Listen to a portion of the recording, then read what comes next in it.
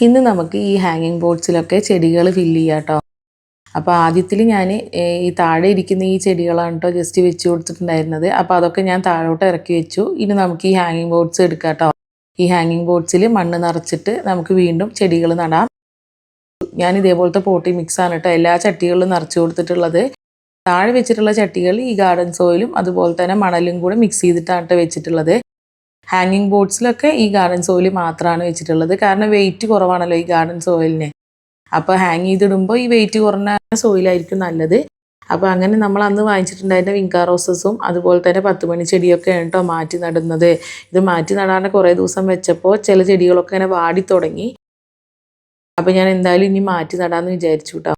അപ്പോൾ ഇങ്ങനെ ഞാൻ ഒരു ചട്ടിയിൽ 4 എണ്ണം വെച്ച് നടാമെന്ന് വിചാരിച്ചിട്ട് അങ്ങനെയാണ് കേട്ടോ ചെയ്യുന്നത്. 10 മണി ചെടിയൊക്കെ ഇതേപോലെ ഒരു പോട്ടിൽ 4 എണ്ണം വെച്ച് നട്ട് കൊടുക്കുന്നുണ്ട്.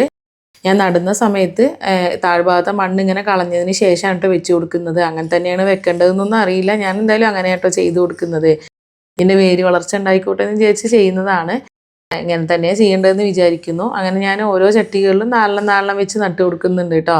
ഞാൻ മുമ്പേ നട്ടപ്പോൾ ഇതേപോലത്തെ ചെടികൾ 3 എണ്ണം വെച്ചിട്ടാട്ടോ നട്ടത്. അപ്പോൾ അതിൻ്റെ ഇടയിൽ സ്പേസ് ഉള്ള പോലെ തോന്നി. അപ്പോൾ അത് കാരണമാണ് കേട്ടോ ഈ ഒരു ചട്ടികളിൽ 4 എണ്ണമായിട്ട് നട്ട് കൊടുത്തത്. അങ്ങനെ ഞാൻ ഈ ഹാങ്ങിങ് ബോർഡ്സൊക്കെ തിരിച്ച് അവിടെ തന്നെ ഇങ്ങനെ വെച്ച് കൊടുത്തിട്ടുണ്ട് കേട്ടോ. ഇതിൽ ഓൾറെഡി പൂക്കളൊക്കെ ഉണ്ടായിരുന്നു കേട്ടോ. ഞാൻ എൻ്റെ കയ്യിലില്ലാത്ത കളേഴ്സ് നോക്കിയിട്ടാണ് കേട്ടോ പൂക്കൾ വാങ്ങിയത്. ഈ ചെടികൾക്ക് എല്ലാം തന്നെ 1 ദിർഹംസാണ് കേട്ടോ വില. അപ്പോൾ അതുകൊണ്ട് നമുക്ക് എടുക്കാനുള്ള ഒരു ആവേശവും കൂടി എന്ന് പറയാം. 10 മണി ചെടിയിൽ 3 കളറാണ് കേട്ടോ വാങ്ങിയിട്ടുള്ളത്. വൈറ്റും അതുപോലെ ഒരു മജന്ത പോലത്തെ ഒരു കളറും പിന്നെ റെഡും. ഇങ്ങനെ 3 കളറാണ്. 10 മണി ചെടിയിലൊക്കെ നമ്മൾ വാങ്ങിച്ച് കഴിഞ്ഞ് 2 ദിവസമൊക്കെ നിറയെ പൂക്കൾ ഉണ്ടായിരുന്നു കേട്ടോ. പിന്നീട് പൂക്കളൊന്നും വന്നിട്ടില്ല. വിങ്കാ റോസിൽ ഇപ്പോഴും പൂക്കളുണ്ട്. ഹാങ്ങിങ് ബോർഡ്സിലൊക്കെ നട്ട് കൊടുത്തു കഴിഞ്ഞിട്ട് പിന്നെ നമ്മുടെ കയ്യിൽ കുറച്ച് വിങ്കാ റോസസും അതുപോലെ 1-2 10 മണി ചെടിയുടെ തൈകളും ഉണ്ട് കേട്ടോ. അപ്പോൾ ഇതൊക്കെ ഞാനിനി മണ്ണിലേക്ക് നട്ട് കൊടുക്കാമെന്നാണ് വിചാരിക്കുന്നത്. അതിനി വേറൊരു വീഡിയോയിൽ കാണാം. താങ്ക്